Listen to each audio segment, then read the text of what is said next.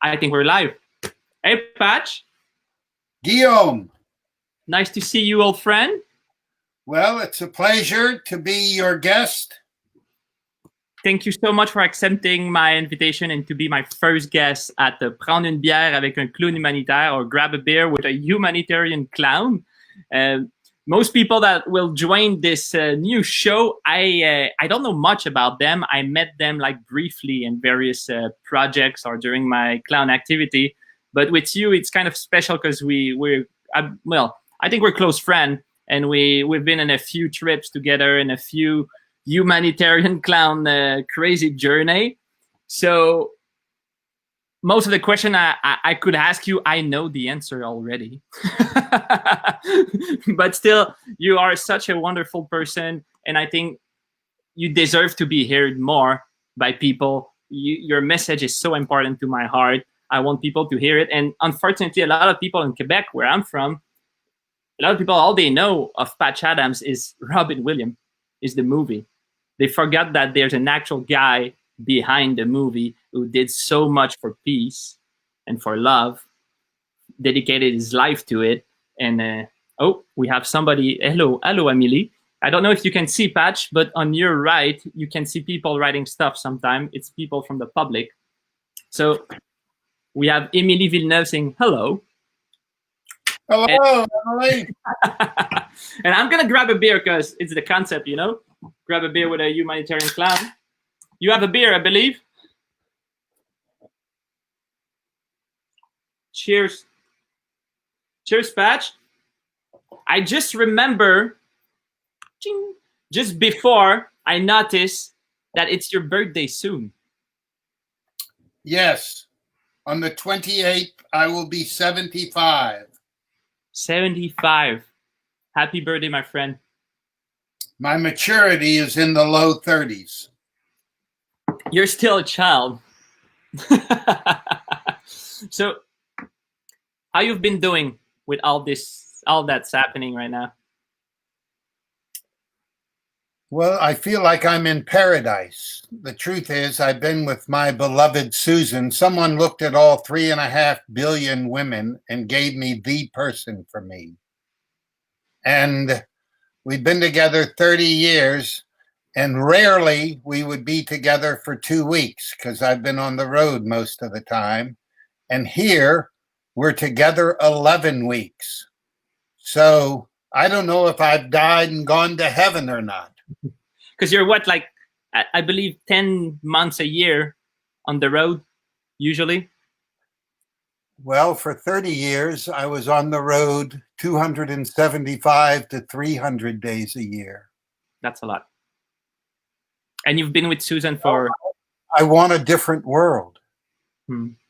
I want a world where no one alive knows what the word war means, because they would never think humans were that stupid to do it. And we're not there yet, especially with our gender. Men. Exactly. All the problems of history were caused by men. And I know an audience member may be thinking, well, I can think of a bad woman, but no one can think of as many bad women as they know bad men. But still, tell me if I'm wrong, but I always, okay, of course, peace and love is your main mission, the stuff you've been fighting for so long.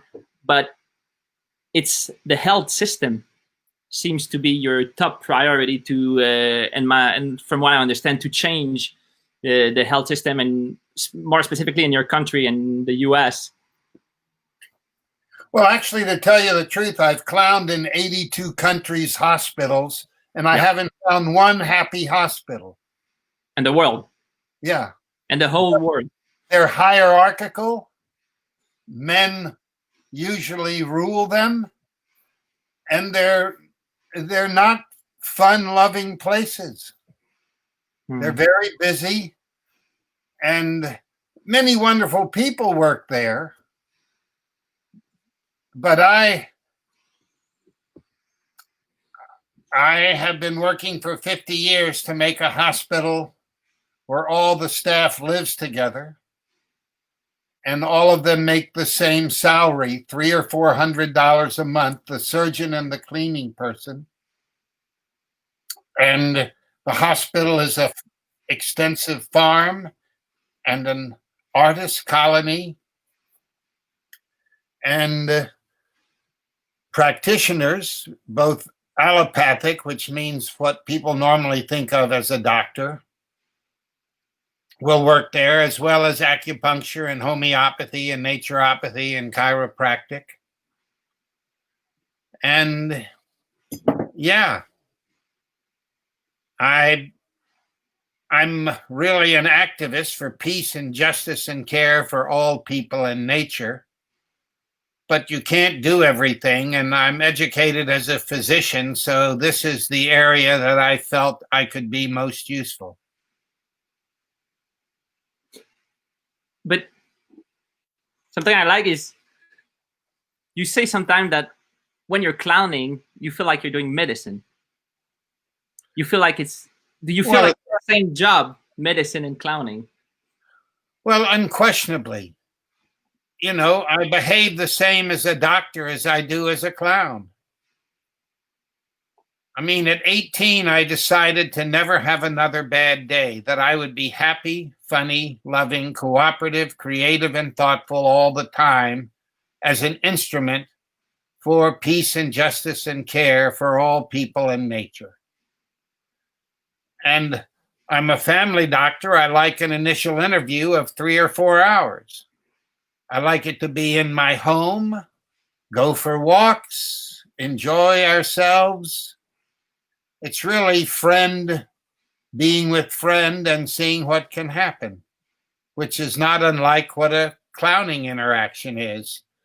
For over 30 years, I've only worn clown clothes and usually have at least 30 toys in my pocket to be naughty. And so, yes, I've often thought that I am a clown that is a doctor, not a doctor that is a clown. Sometimes when people see pictures of you, or they actually see you in the street or whatever, they believe you are in costume. Like some people might believe you're in costume right now, but it's your actual everyday normal outfit. And sometimes your normal outfits are more clownish than actual clowns. And this is something I like seeing you walking in the street. It's impossible to not have at least a little grin or a smile or a giggle a bit. It's like you put everything, you try to shape everything in your life to be a tool for laughter, for peace, for fun. And do you rest sometime? Do you stop being the clown you are, the activist you are for a second? Do you put it off sometime? Never. Why? Well, I chose to be happy all the time, so I don't need a break. I also think we're in huge trouble and stumbling towards extinction. And men's clothes are boring, so there's no men's clothes that are interesting to me in the modern era. And I love to play and be a bad boy. But you're never exhausted. I mean, I've seen you on the field. You can clown for 10 hours in a day. Sometimes it feels like you only sleep 4 hours because you wake up in the night to take important phone call notes about your day. Don't you ever feel exhausted of your dedication and your hard work? I want you to hear me. Okay. I have no troubles. I'm with the best possible partner in the world for me. We are in love with each other. And all I have to do is think of her and I'm energized. I've also done 45 years of regular yoga, weightlifting, and aerobics. So I can, drop the floor and do 20 great push-ups. You'll be 75 soon. Right. I'm 32, and I know because I've seen it, you're more flexible than me. I'm a circus artist. I'm a 32 years old circus artist. You're 75 and you are more physically flexible than me. Well, that's 45 years of yoga. So I can sit on the floor with my legs and spread them apart and put my face on the floor. That's 1 in 10,000 men. Good job, Patch. And it took me a little while to get there, but we don't take care of ourselves. We think of 75 as old, where I think of it as young. Okay, but I don't have any, quote, problems to make me sleepy. I especially when I'm clowning, where we've known each other mostly, I'm out there charging my batteries with every second of play. Yeah. I mean, in Trinidad, I clowned for 5 men who were hung the next morning for capital crimes. 4 of them loved it. And especially when I am clowning, it's such an overflow of love. And I see its value, and I take that value, and it gives me energy. But okay. I mean, I totally get it. I have the same. Like, people often ask me, how do you do what you're doing? You're going to remote places all the time. You witness injustices, horrible thing. It must you work so hard. It must be so exhausting. And I'm like, I don't understand. Like, I do it because I love it, because I find it it's fun. It's so fun. It energizes me. It gives me a meaning, a purpose. But still, I could not be able to follow you at the rhythm and the intensity you are doing, and you are twice my age. And what's your secret? Like, is it only like choose to be happy every day? People should take care of themselves. Okay, I like to believe that, but what is it to take care? For somebody to take care of himself. You heard me about the exercise. Yeah. Being in shape. Most people are out of shape and they blame it on age. But the truth is, they're not in shape. Another thing is, most people are lonely. The number 1 prescribed medicines are antidepressants. I don't believe depression is an illness. I think it's a pharmaceutical company, multi-billion-dollar a year industry, and that depression is a symptom of loneliness. And how hard do you have to work to be lonely in a world of 7.5 billion people, a tiny little planet? And, I think mental health comes from a tribal life, and the clown trips are very clear tribal life, a relationship with nature, and a relationship to the arts. That's why I know 4 hours of poetry by heart. I love your opinion on it, and the way you view it, and how you say that happiness is a choice. But how much is a choice? Is it really? I mean, I feel like not everybody have the same opportunity of choice and chances, and we don't start with the same amount of chance in life. Is it actually a choice for everybody? Do you really believe that? Absolutely. It doesn't mean they know anything about making a choice.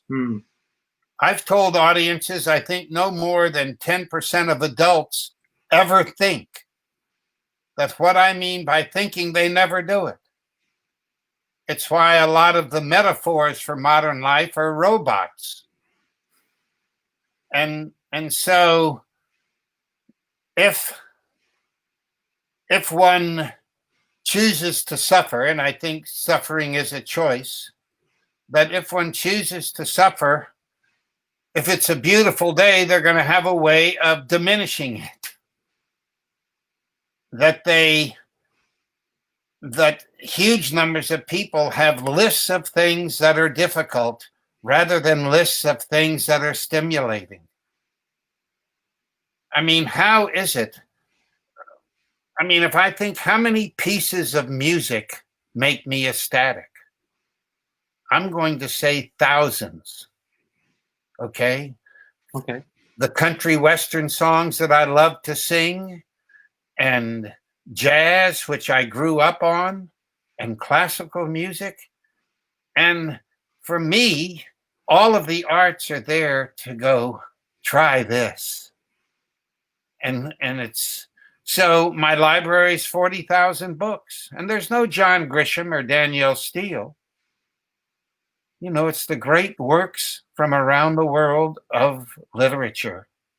Maybe 5,000 books on nature. I love bugs, so I have a lot of books, hundreds of books on bugs.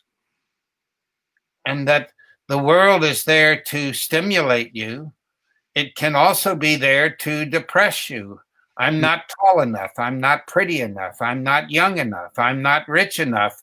Or mantras people have, where at 18, I say it poetically, I dove into the ocean of gratitude and never found the shore.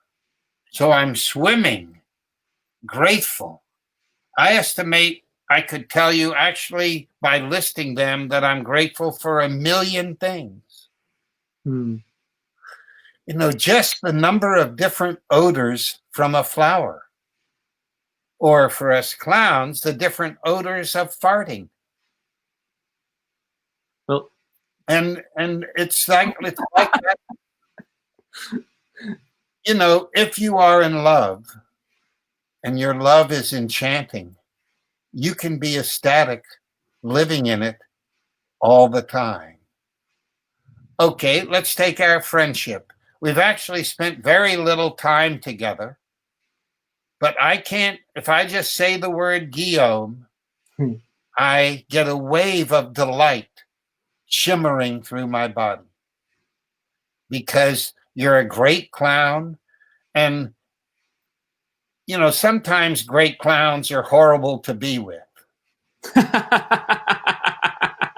You know, and you probably can think of some. But you're always, at least my experience of you is you're always an upper. You're always an upper. You always add to the environment. So when I hear that Guillaume's going to be on a clown trip, I go, oh, great. And that you're not going to demand anything. You're going to put your heart and soul into every day.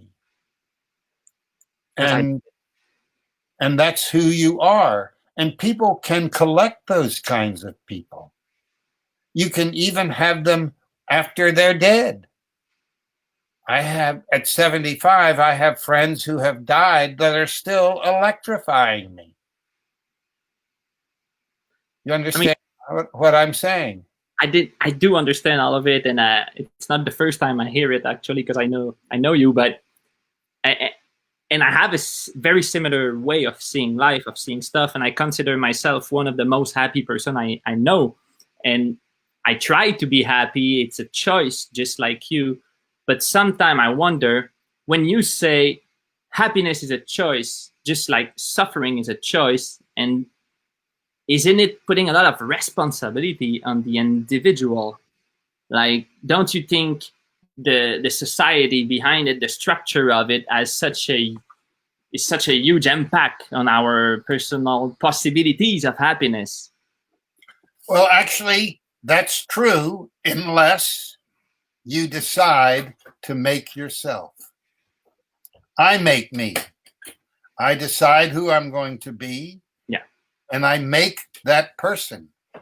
I did the same, but I was lucky to meet people like you to inspire me and to show me the way.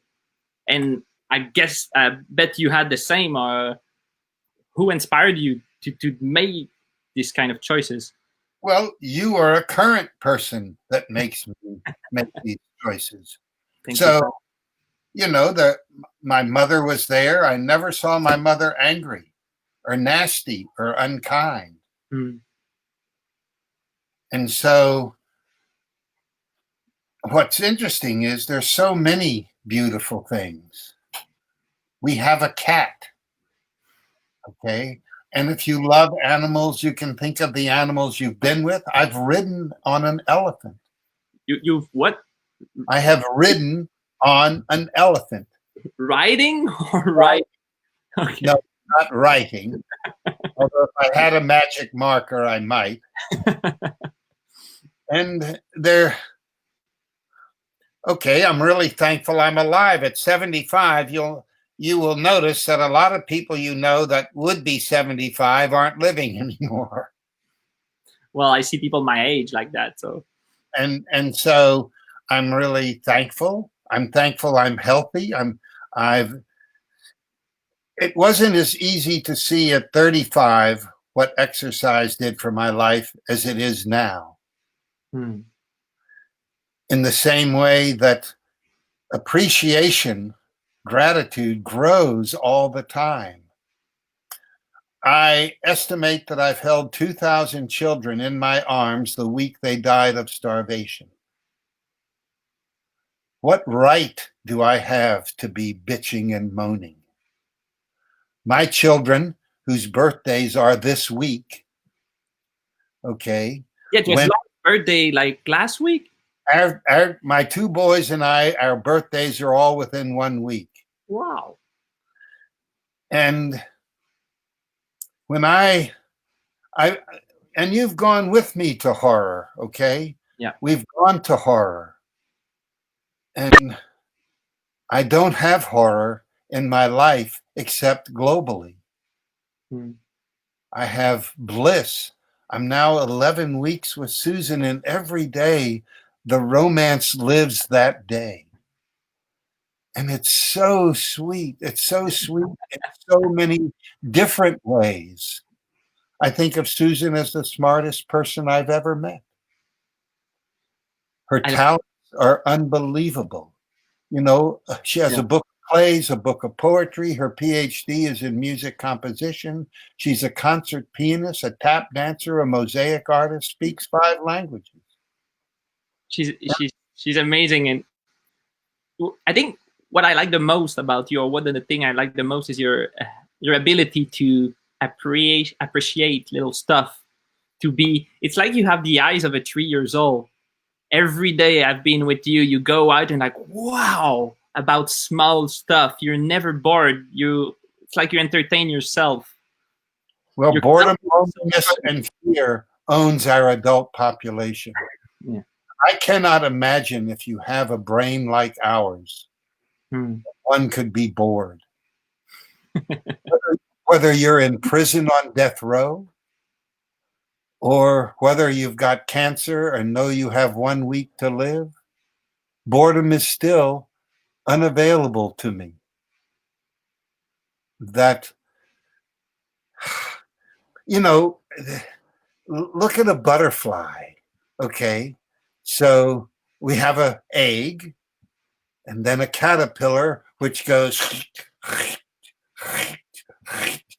and looks so unusual. And then it makes a pupa. It covers itself, and inside the pupa becomes a butterfly. It doesn't look anything like the caterpillar.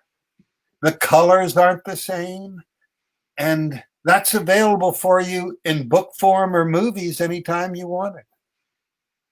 And, you know, there's huge numbers of pieces of music that no matter what is happening to me, they will uplift me. You fascinate me because on one hand, it seems like you could be just doing nothing at your home every day, every hour of the day, just enjoying life, and you will be a professional at it, at being happy. But still, you choose to go away from this almost full time, to go away, to put yourself in difficult situation all the time, to work so hard. It must be difficult to find a balance in between both. Or is it the same for you? I'm a bit confused about that. I'm really lucky to be with Susan, who's a full-time activist. True. I don't think she would be with me if I wasn't an activist. And you need somebody like that to understand the weird. And I'm healthy, healthy, and I care. I know that if I go in a hospital, that the exchanges can relieve suffering, Hmm. whether it's the staff that is suffering, the family, or a child that is suffering. That, and I want to do it.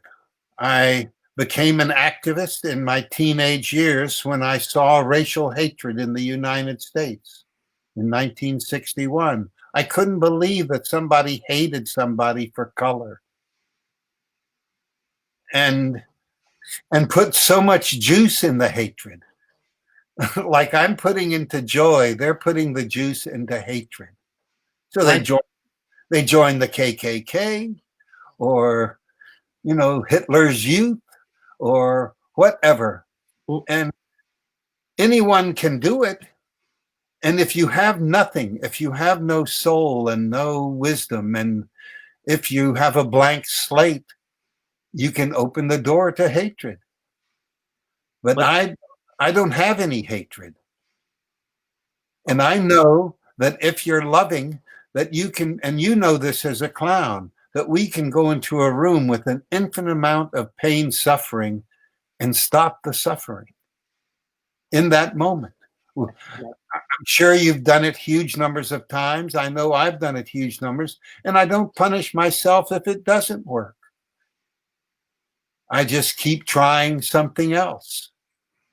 And if you know that 30,000 children die a day of starvation, how is it that you're not blissed out if you have food?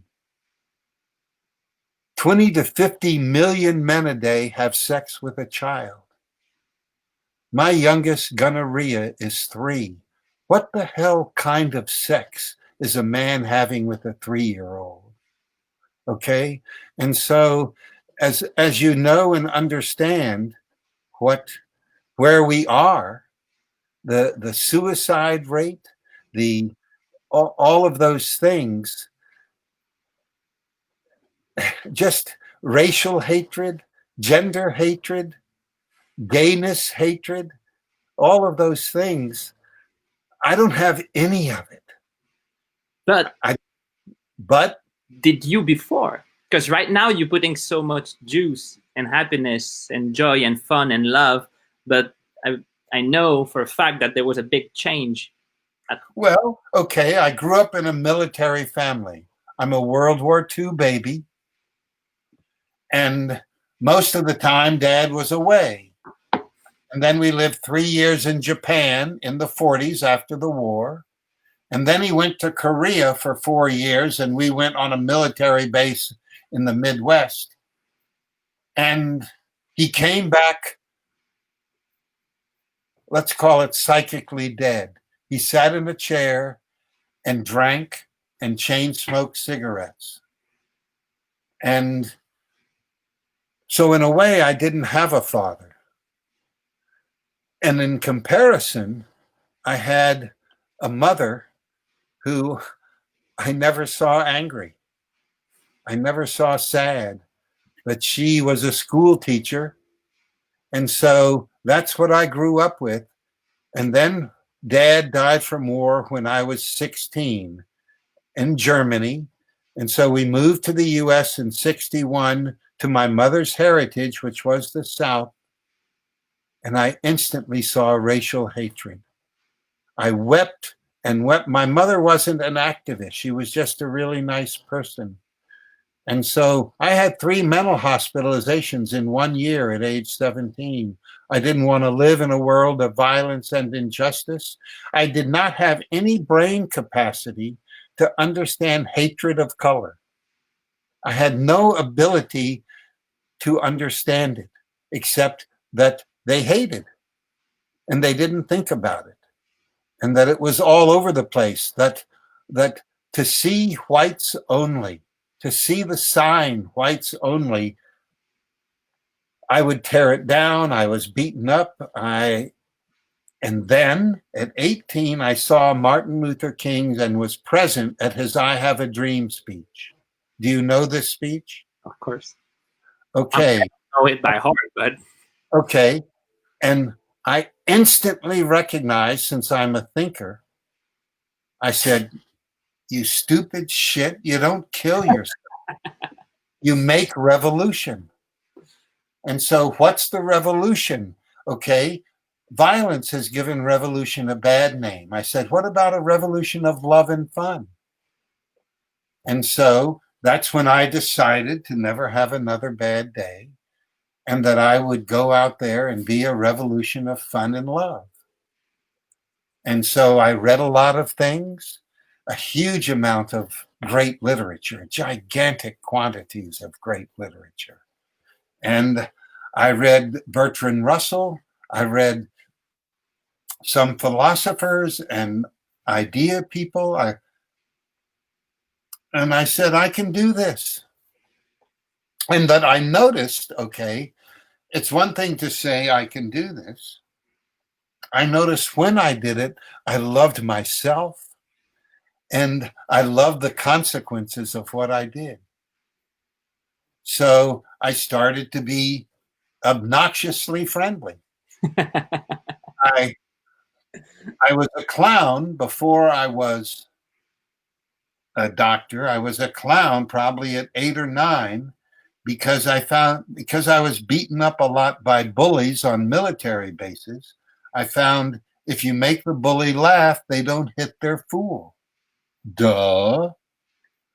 And so I got goofy to entertain bullies. And then as I became an adult and wanted this revolution of love, I found that I know you've heard me say it, clowning is a trick to get love close. You can't go up to some stranger in most cases and say, I love you. You know, faggot, all these kinds of things.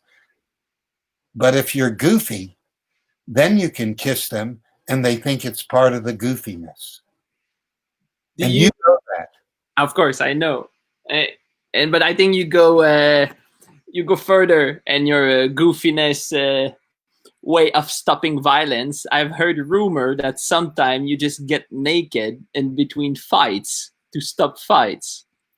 Is that? Well, I go to extremes. Did you actually do that? Sure.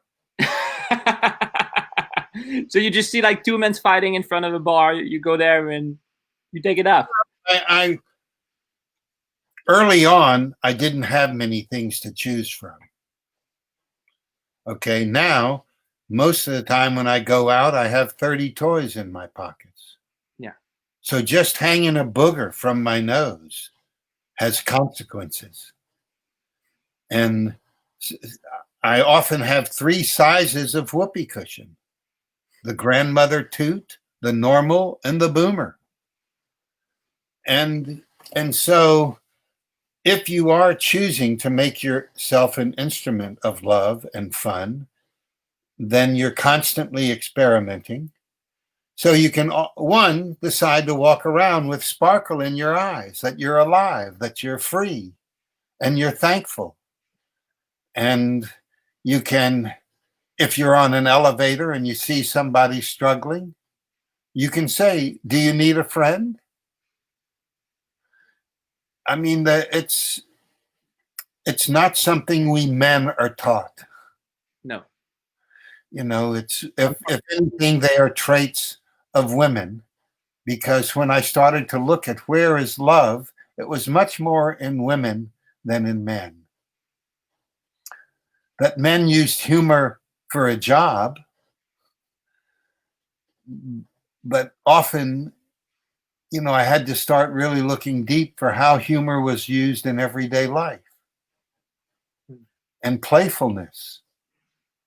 And when you decide to be happy, it becomes enchanting.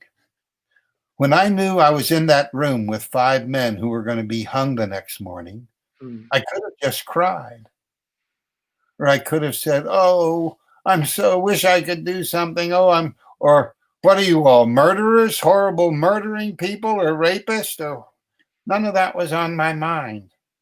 I wanted to see how much fun I could institute in a room full of men who were going to be hung the next morning. One guy spent the entire time going, save me, you've got to save me. And I said, is that really how you want to spend your last night? And the ones that were enjoying themselves, they were enjoying themselves. And you pick up tricks. I mean, imagine if you're 75 and you've been clowning all your life, how many tricks in addition to what you already know are you going to have?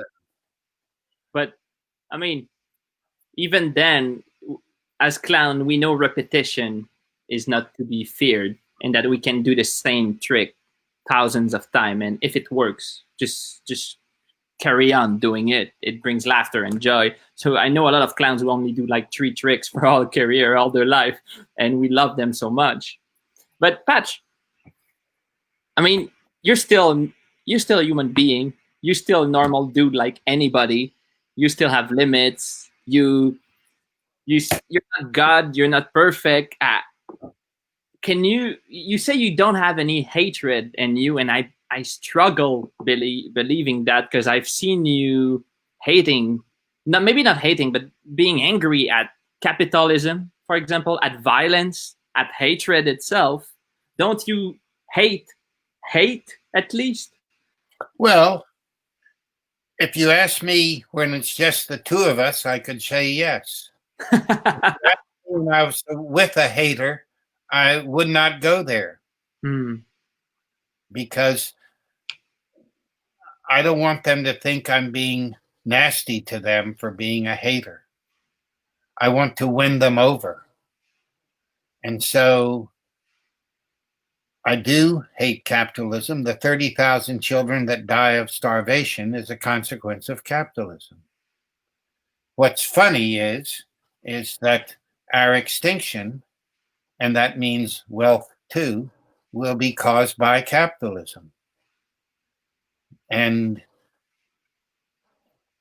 I speak out, and if my voice matters, I want to speak out about what matters to me, and show my concern about things that matter.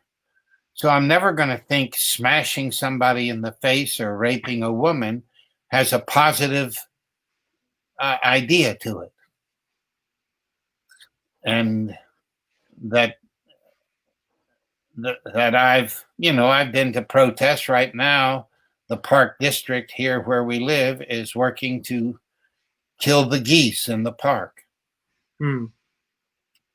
As if a little goose poop means they should be killed.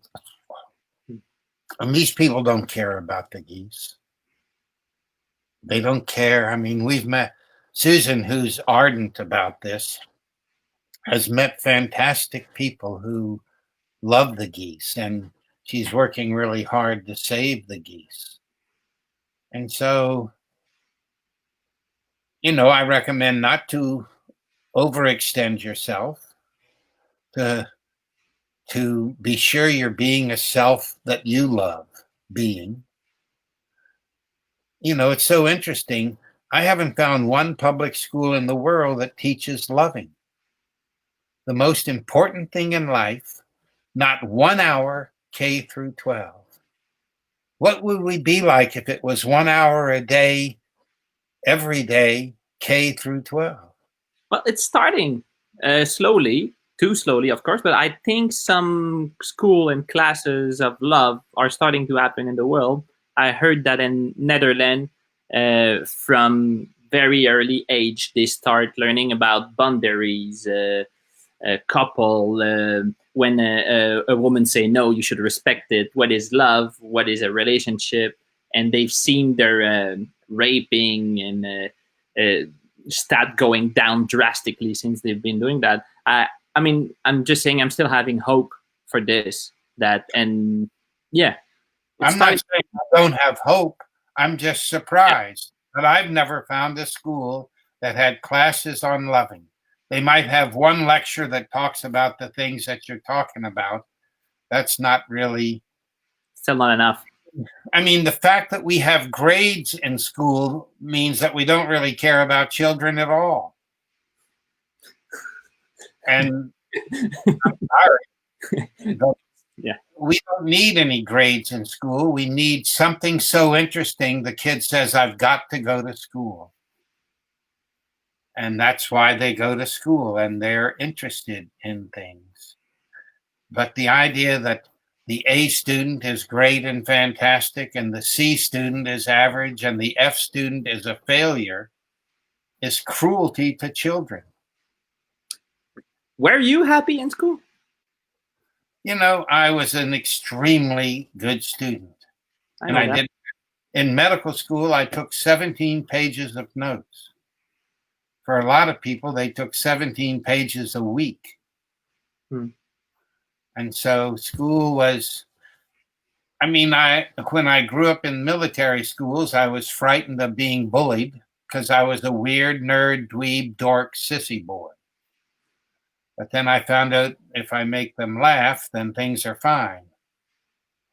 And so my mother was a school teacher. She loved me getting good grades. And what I discovered in the mind was that if schools were for you and your discovery of your mind, then there's a world out there that you don't have a lifetime to explore it. All of the works of Dostoevsky, of Dickens, Balzac. Oh my gosh. That's why there are 40,000 books in my library. Because there's so many astounding that you can't read them all. You can't live long enough to read just the great literature. And the same with, they have great books on the history of art and painting. So you can have an infinite number of painters to explore. You can say, oh, I love Paul Klee. And it's really is limitless. And then when you love nature, it's truly awesome. It truly is awesome that you can have a pet and that you can meet people who have pets who can promise you they talk to their pet and that their pet talks back. And exactly. And so, yes, I think we have a lot in common with that. Like, I was a very good student, and I was ditching a lot of classes to read books, to learn stuff, because I didn't like how they were teaching us. It was too slow for me, and I don't know. I was ditching a lot of class, and I wonder. I know your main project in your life was to build this hospital, this dream of a hospital of happiness. And I know exactly how you want to do it because I read your book. But how would it be if Patch Adams, if you were in control of a school? How would it look like? What would you do with it? Well, I wouldn't be in control of the school. I would have great teachers. I'm looking at the comments here, and sure. One guy says, "Oh, I saw Patch naked. Not a pretty sight." Yeah, Daniel, I believe, said that. Daniel Miller. Do you know him? Sorry, I only know him naked. I've seen you naked in a bath of noodle, actually. Yes, you have. So I just wonder, should we see if there are any questions that people are asking? Let's ask. If anybody has questions, si quelqu'un a des questions pour Patch, juste à les écrire. On va en prendre quelques-unes. Il y a quelques secondes de délai avec le Facebook Live, fait qu'on ne les verra pas tout de suite. Mais posez vos questions. Ask your questions. Patch, want to hear you guys.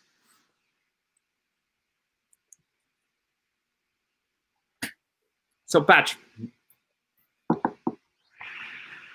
how do you feel with your mission to change the healthcare system, your struggle with that, with the actual situation right now? Do you have I heard you being having regret sometimes about. Do you have regret? Do you think you failed your mission? No, I mean, I've answered 400,000 personal letters from 139 countries. 40% of them are health professionals really praising what we're doing and wondering how they can be better health professionals. And 40% are patients wishing they could have a better life or a different life. And so they're very kind in their conversations with me and often go on for 6 or 7 pages. So, I already know that our work has been really important to hundreds of thousands, maybe millions of people. That when you have a dream, I have levels of dream. The big dream is a world where no one alive knows what the word war means. They have to look it up in a dictionary because they'd never believe humans did that. And then there's big dreams for an individual, which is a hospital in West Virginia. Now I have little dreams, as much as I love being home with Susan, of going on another clown trip because I'm addicted to them. I have done 7 a year for a long time, decades. What, 30, 40 years? Well, our first clown trip was 1985, Russia. Wow. I'm sitting on, as you know, Maria's Zoom on. Yes. And had a lot of fun there. It's funny how we see each other's more than usual during the confinement, the COVID situation on Zoom. I've been seeing you like every week, and Maria and my Russian friends. I love that. So we have questions coming. And there's also a Daniel saying that, oh no, he's not talking about you naked this time. He's saying that night at the Rialto was a blast patch, major win. Thank you. But Miller also talked about killing an animal to eat it. I didn't see that. We have Alexandra Mathieu asking, what are your projects after the COVID? Well, Gesundheit is always a project. Can you just explain briefly what's Gesundheit? Because not everybody knows what it is. The idea 50 years ago when I started was to create a hospital addressing all the problems of healthcare delivery in the U.S. So we bought 327 acres in the poorest county of the poorest state in West Virginia. And we have 3 waterfalls, a 4-acre lake, a mountain of hardwood trees, a beautiful piece of land. And we want to build a 40-bed primary care hospital, 40 beds for patients, 40 beds for guests, and then 120 staff adults living there. So it would be surgery, OBGYN, pediatrics, internal medicine, family practice, psychiatry, acupuncture, homeopathy, naturopathy, chiropractic. It'd be a fully extensive farm. We've been doing permaculture farm there for a long time. And it would be an artist colony. So there would always be theater in production and all of the arts. So there would be dancing, etc. And everyone would be paid the same. So the cleaning person and the surgeon would make the same salary. Hold your hat. $300 to $400 a month. I'm going to be able to get surgeons to work for $300 or $400 a month and feel rich.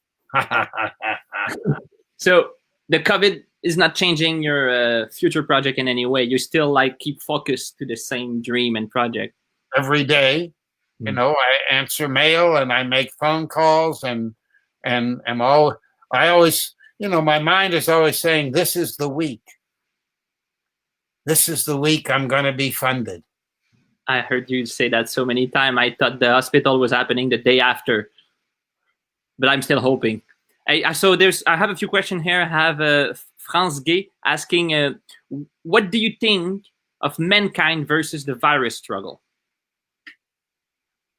Well, what's very interesting about the virus struggle are the huge number of people that saying it's a electro problem, electricity problem of satellites and 5G and this sort of thing. And I've read one of the 400-page books on it. Okay. And I am in conversation with big names in it.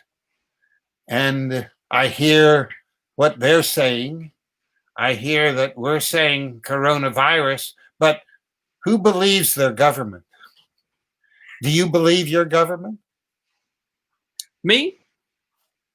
Depends, I guess. Okay.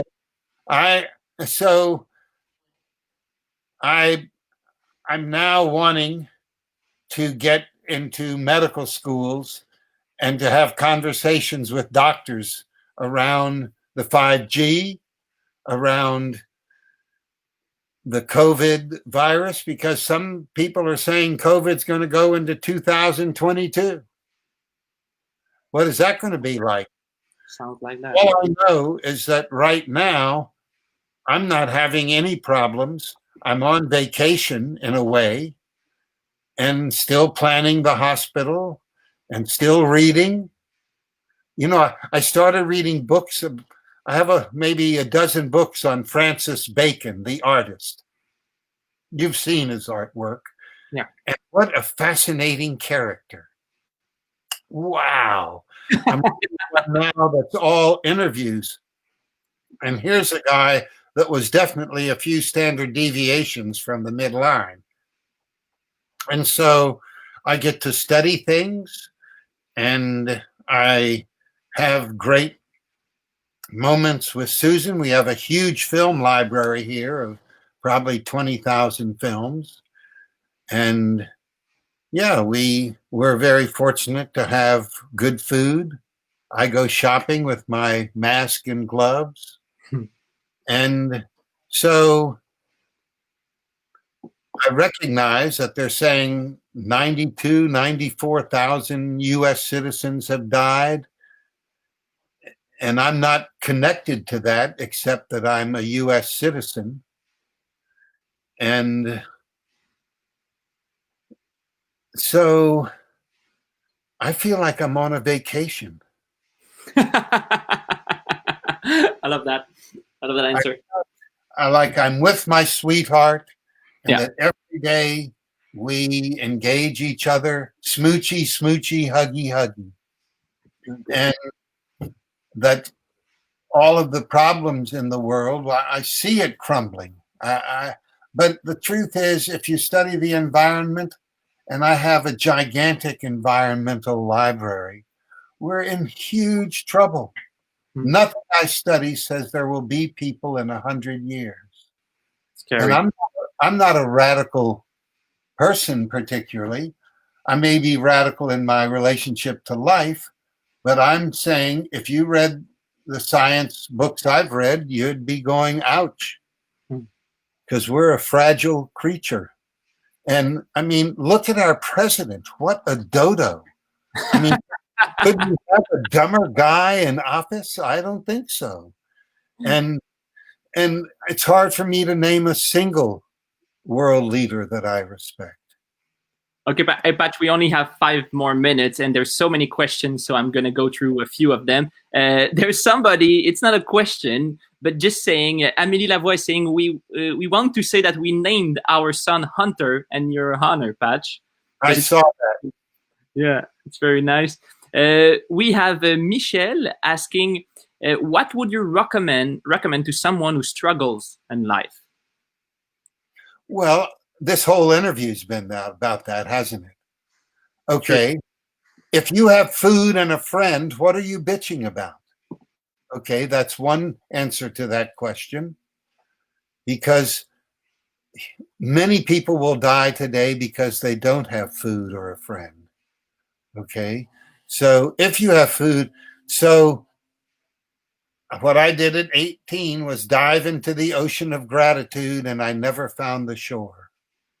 So count your blessings and tribal up. you know, for 50 million years, we primates have lived as a tribe. This is our natural state. Living alone, living with a partner is unnatural. It doesn't mean you can't do it well, but in order to do it well, you have to focus your mind and your life as, okay, I'm not living like a tribe. I can have a circle of friends. And that's what I hear people doing. They get together at 6 feet with their friends. And I really want you to hear that what gives life to me are friends, the number one thing, nature and the arts.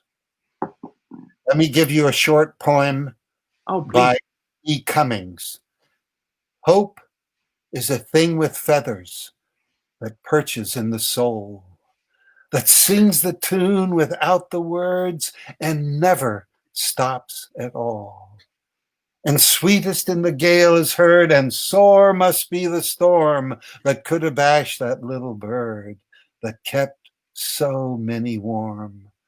I've heard it on the chillest land and on the strangest sea, but never in extremity it asked a thing of me. And this poet, Emily Dickinson, a 19th century, one of America's greatest poets, was really strange. She was like super, super strange. And that was one of her poems. Beautiful. And the thing is, what I'm fascinated, the smartphone, I've never used a smartphone. The only reason I can go on the computer is my assistant, Derek, because I've chosen not to have any idea how to even turn on a computer. I don't want and will never have a smartphone. And I think the smartphone has made the US citizen unbelievably dumb. And that I love going to a restaurant before the COVID came here, where you would see a family of 4 at a restaurant, a fancy restaurant, and all of them were on their smartphone. Well, that's not only US, Patch, it's everywhere. I know that. And I'm going, who calls that living? I find it really funny. I'm not going to go to dinner with somebody and be on my smartphone. And so Michelle was her name? Yeah, Michelle. Wake up. Wake up to wonder and curiosity and passion and hope and goofiness. Well, maybe she's asking a question for a friend. Also, we don't know. Maybe Michelle is the most happy person ever. We have Annie asking, what's the project you're most proud of? Annie Gagnon. Susan, I'm so glad. And I'm not, quote, working to have a great relationship. I am coordinating with a very complex person and making sure I know how to dance with her. And I feel like the luckiest man in history that she loves me. And I mean that sincerely. You know, I have many projects. I mean, for me, the geese in the park that I live on the border of are a problem, that the park district wants to kill them. I can't hold a child dying of starvation and not want to work against the audacity to allow that to happen. How can a billionaire not give away all their money? I mean, imagine what you could buy instead of the top sports car and the nicest house in your state or country. You could end hunger in your country. It's crazy. I don't understand how somebody can have so much money. I'm a full-time volunteer, as you know, and I'm just really happy in that. And I mean, anyway. So we have Pierre Jean Shampoo that is asking a question I believe is quite important because a lot of people that follow you and me once are thinking about becoming clown one day. And this guy is asking, I wish to find my inner clown and become a therapeutic clown one day, a hospital clown. I'm starting from scratch. Do you have any advice for me to find the clown in me? Well, yes, of course. Most of the people who've come on a clown trip have never clowned. We've taken ages 3 to 92. Some clowns, like Guillaume, have been clowning a lot. And I think if Guillaume was asked, but what have you learned on a clown trip since you already are a clown? And so what's interesting about clowning, okay, if you were on a clown trip, I never worry that someone will sign up and not be a good clown. We've taken people from 50 countries, and the thing is, if you're standing there in your clown costume going, oh my God, they're good, I'm no good, they're good, I'm no good, I'm gonna fail. That's a clown character, the failing, incompetent clown. So people are going, wow, they're really good. When the person is panicked about clowning. So don't spread infection, ideally, and come with me as soon as the COVID thing ends. Come with me on a clown trip, and no matter how unclowny you are, you don't have a chance if you're in a costume, because we'll take you to hospitals, orphanages, prisons, nursing homes, the street. And once you see how much fun it is to be naughty, you're going to be naughty. It's interesting because it was the opposite for me. My first clown trip with you, I was already a professional clown. It was my job. I was making a living as a clown, and I could see that the people joining your trip, most of them, or maybe all of them on that trip, it was in Russia in 2010, 11, were not professional clown. And so I was a young, pretentious clown with a lot of ego, thinking I'm going to be one of the best. Of course, I'm a professional clown. I'm one of the few professional clown on that trip. But it was such a slap in the face in my ego. Like, I believe I was one of the worst. I've learned so much. I've learned that to be a therapeutical clown or a humanitarian clown, you don't need to be able to juggle, to do backflips, to be a good clown actor. Most of all, you need to know how to listen, to be here and now, to feel the person, to connect with them. So, yeah. Thank you, Patch. Thank you for this opportunity you give to people like, what's his name again, Pierre Jean Shampoo, and that you gave to me. Like, because most places, they don't accept people without experience. I didn't know where to start. Even if I was a professional clown, I didn't know where to start as a humanitarian clown or a therapeutical clown. The opportunities are very, very rare. And it is amazing that you do that for us. Are you reading something, Patch? There's a question you find interesting? Well, if I could, I can tell all the people you can write me. Okay, that would be a letter. That's a pen and a piece of paper. My address is on patchadams.org. I don't know how to get to patchadams.org, but I know you do. and write me. Can I put in a little plug for our work here? Yeah, I'm just going to translate quickly what you just said because it's important and not everybody is so good in English here. Si vous voulez écrire à Patch votre question parce qu'il n'y aura pas le temps de répondre à tout le monde, vous pouvez aller sur patchadams.org. Vous allez trouver son adresse pour y envoyer une lettre par écrit par la poste parce que Patch répond à tous les lettres qu'il reçoit, mais il n'y a pas d'ordinateur malheureusement. And yes, you can carry on, Patch. I asked Guillaume before I went on if I can ask for your donations. There is no donation too small. That you can go to our website, patchadams.org, and find out my address, and you could send a check. There are Patreon accounts where you can where they subtract a certain amount of money from your credit card, and that's possible also. If you think you're a large donor and would like to personally talk with me, write me, I'll call you. And where we are a tax-exempt corporation, we are for real.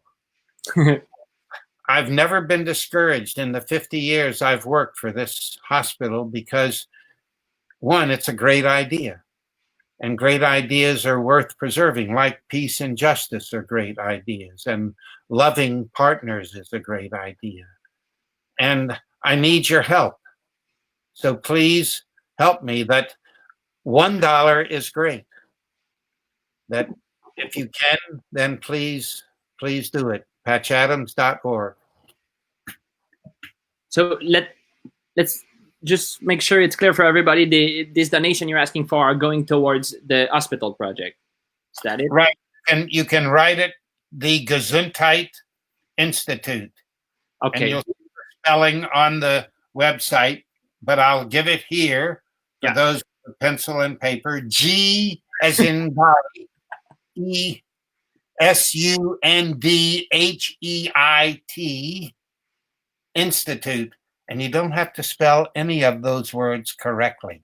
We're gonna put the website and the details on the description of the video anyway, so people that are listening, you can see it under the video, maybe already actually, because we have a moderator, a nice person named Amelie. Thank you, Amelie. So, hey, Patch, thank you so much. It's already been 1 hour and 10 minutes. I could speak with you for 2-3 more hours, and thank you so much for accepting my invitation. Keep loving Susan so much. Keep getting naked all the time. Keep being silly and inspiring so much people. I love you.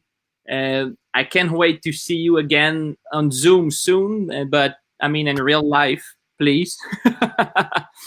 I'd like to go to Gesundheit, actually. I've never been to Gesundheit of my life. And I'd like to bring you, when I realized earlier that it's your birthday soon, I thought I should give you a birthday present. Well, so, this is a birthday present. Well, I have something more. And I had to improvise because I had nothing ready. And I thought, what will Patch love? What would Patch love? Anything I can buy him, he will not appreciate it so much. So, but I know you love farts. I know you love smells. So I did the impossible and I farted in this just for you, Guillaume's fart, and I'm gonna bring it to you in person. I must live long enough to sniff. I'm gonna bring it to you, Patch, I promise. This will make me a rich man. I know, it's made in Quebec. No, it's made in the bowels. So, Patch, thank you so much. You take care. Bye-bye tout le monde. Bye, everybody. Thank you for being here with us. We're going to repost this interview with subtitles. On va republier cette interview, mais avec des sous-titres pour ceux qui ne comprennent pas bien l'anglais. On est désolé. Et on va essayer d'avoir un interprète en langue des signes du Québec la prochaine fois. We'll try to have a translation for sign language next time. Thank you again. Have a good night. Wee, pee,